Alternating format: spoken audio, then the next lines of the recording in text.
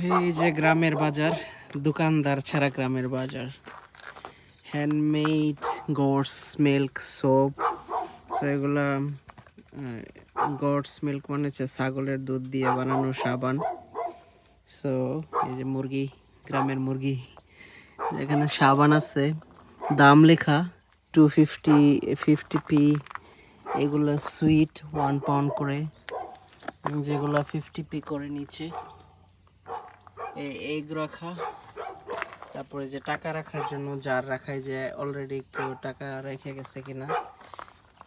এই 1/2 dozen egg হয়েছে 150, মানে 6টা ডিম 150 করে। এই যে এগুলো এখন আমি চাইলে এখান থেকে নিয়ে যেতে পারবো। এই যে একটা ব্যাংক রাখা, এখন বিশ্বাসের উপর আর কি এই দোকানটা। বিশ্বাস না থাকলে সব শেষ।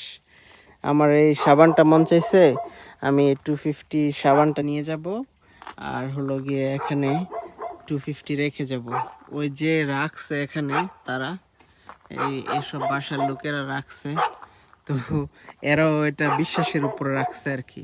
এই যে গ্রামের রাস্তা, এই গ্রামের রাস্তা দিয়ে এখানে মানুষজন যায়, আর লোকে এখানে কিছু মন চাইলে নিয়ে যায়, ডিসপ্লে করে রাখছে।